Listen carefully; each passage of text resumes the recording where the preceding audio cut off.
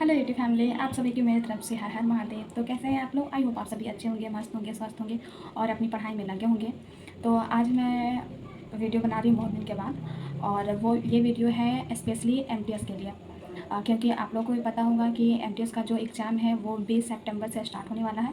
तो हम लोग के पास ज़्यादा समय नहीं है हार्डली से हार्डली 90 डेज़, हाँ 90 डेज़ है। हो सकता है किसी का 20 सितंबर को ही आ जाए, एग्ज़ाम हो जाए उसी दिन। तो 19 डे, हाँ 90 डेज़ ही है।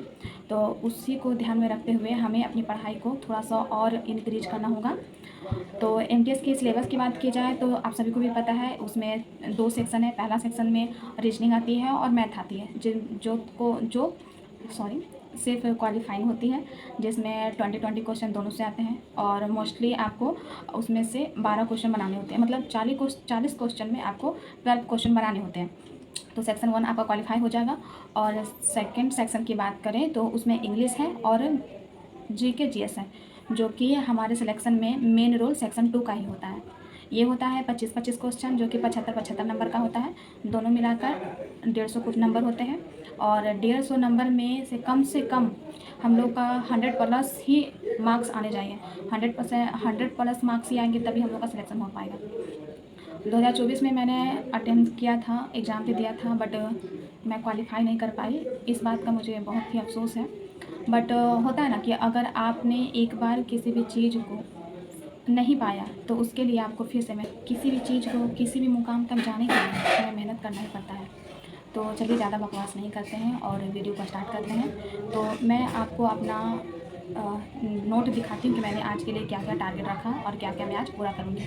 90 डे है, तो 90 डेज़ में आज में ये मेरा फर्स्ट डे है और मैं रेगुलर वीडियो बनाऊँगी। और आप लोग भी अगर एमटीएस का एग्ज़ाम दे रहे हैं तो आप हमारे साथ जुड़ सकते हैं, और कुछ इंक्रीज करना है तो कर सकते हैं। कोई बातें हैं जो बताना चाहते हैं तो आप मुझे कमेंट करके बता सकते हैं। तो चलिए मैं आप लोग को अपना दिखाते हैं। ये है मेरा, इसमें मैंने आज का टारगेट लिखा है।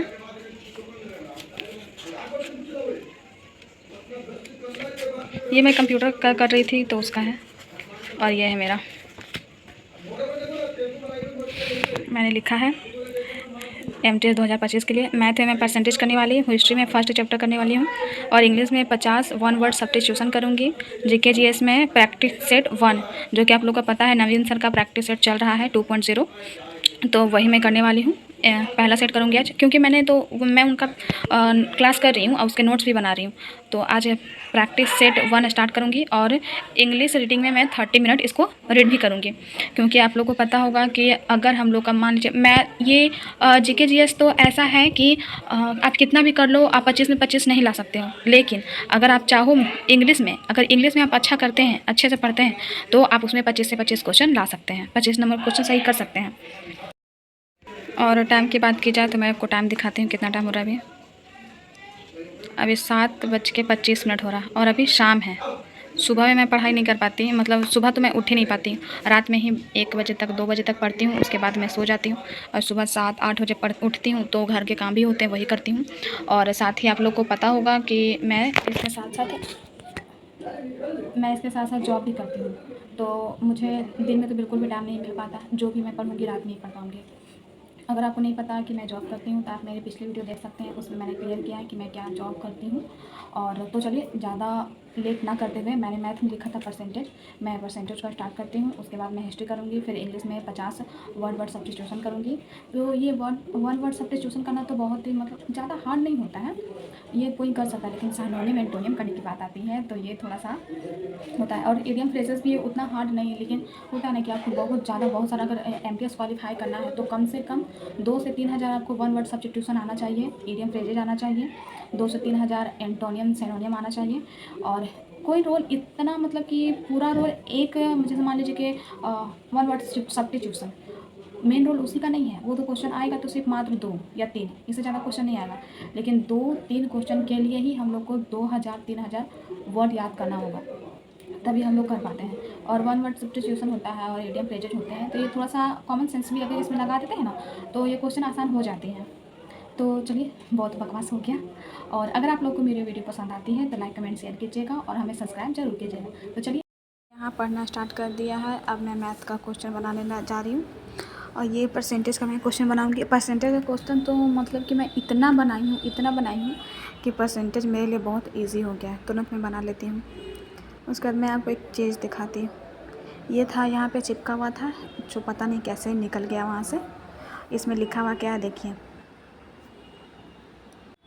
क्या पता ये परीक्षा तुम्हारे संघर्षों पर विराम लगाने के लिए हो, आखिरी मौका मानकर प्रयास करना पूरे मन से। क्या पता जीत इसी आखिरी प्रयास के इंतज़ार में हो। तो ऐसे ही मोटिवेट रहिए और अपनी सफलता के प्रति जागरूक रहिए, मोटिवेट रहिए, ताकि कोई और जो बाहरी इंसान या बाहरी मन जो हो वो आप पर हावी ना हो और अपने आप लक्ष्य के प्रति भटके ना। तो पढ़ते रहिए, स्टडी करते रहिए, अपनी लाइफ में आगे बढ़ते रहिए। और अभी ही एसएससी जीडी का रिज़ल्ट आया है, तो इसमें बहुत लोगों का हुआ भी और बहुत लोगों का नहीं भी हुआ। तो जिसका हो गया है डर उसे भी लग रहा है, और जिसका नहीं हुआ तो उसका तो मतलब उसकी फीलिंग तो मैं अच्छे से समझ ही सकती हूँ कि वो कितना डिमोटिवेट हुआ होगा। होता है ना कि अगर किसी भी चीज़ के लिए मन से प्रयास करते हैं और उसमें असफल हो जाते हैं तो बहुत दुख होता है। और ये सही है कि दुख तो होता ही है, तो क्या कर सकते हैं। ऐसा भी नहीं है कि अगर एक बार हम असफल हो जाएं तो दोबारा प्रयास ना करें। और कभी भी प्रयास जो होती है हार आपको मारने नहीं देगी। अगर आप हार ना मानकर प्रयास करते रहें तो अपनी ज़िंदगी में आगे ज़रूर बढ़ेंगे और वो सफलता आपको ज़रूर मिलेगी जिसके आप हकदार हैं। तो अपने प्रयासों पे कभी विराम मत लगाया कीजिए, हमेशा अपनी स्टडी को लेकर सचेत रहिए और आगे बढ़ते रहिए। और एसएससी एमटीएस को अपना आखिरी मौका समझ के उस पे लगे रहिए। इतना आप उसके लिए डेडिकेट हो ही जाइए कि इस बार या तो आर या तो पार, डू एंड डाई, करना है या फिर मरना है। यही सोचकर अगर आप अपनी तैयारी करते हैं एमटीएस के लिए तो उसमें सिलेक्शन ज़रूर हो जाएगा। तो ये मेरा मैथ कंप्लीट हो गया। अब मैं जा रही हूँ हिस्ट्री करने।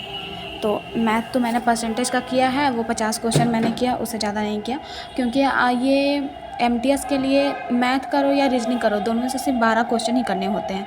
तो ज़्यादा करने से कोई फ़ायदा भी नहीं है, क्योंकि नंबर तो उतने ही मिलेंगे, चाहे इसमें ये पासिंग मार्क्स लाओ या 60 नंबर है, इसके 60 नंबर भी ले आओ तो कोई फ़ायदा होने वाला नहीं है। यहाँ मैंने हिस्ट्री भी कंप्लीट कर लिया है, चैप्टर 1। इसके बाद आता है ये वैदिक संस्कृति है, तो वैदिक संस्कृति नेक्स्ट पार्ट में करूँगी, नेक्स्ट डे। और टाइमिंग की बात की जाए तो अभी टाइमिंग 10 बज गए हैं, 2 मिनट बाकी हैं। और अब मैं जा रही हूँ खाना वाना खाने के बाद भी थोड़ा सा कुछ काम होता है, तो उसको ख़त्म करने के बाद फिर मैं पढ़ाई करने के लिए बैठूँगी। और हार नहीं मानना है, बस लगे रहना है। तो मैं पढ़ाई करने के लिए आ गई है रात के 11 बजे। मेरा 11:04 हो गया तब मैं पढ़ने के लिए आई हूँ।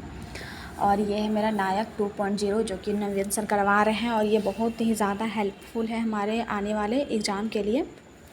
तो इसको मैं करूँगी। उसके बाद मुझे 1 वर्ड सब्स्टिट्यूशन भी करना है, जो कि मैंने अभी किया नहीं है।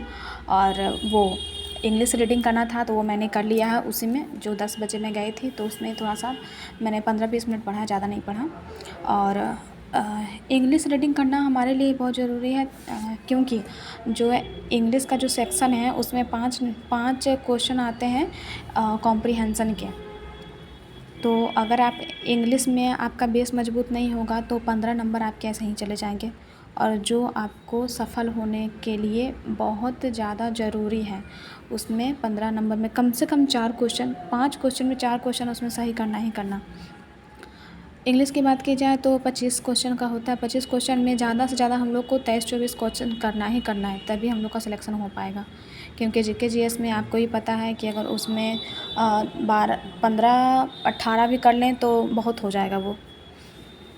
अभी मैं पढ़ते पढ़ते मुझे पता नहीं क्यों बहुत ज़्यादा नींद आ रही थी, तो मैंने यहाँ PYQ मैं नहीं कर पाई थी इंग्लिश का, तो मैं यही करके सो जाती हूँ जीके जीएस ही। तो मिलते हैं आप लोग से नेक्स्ट वीडियो में।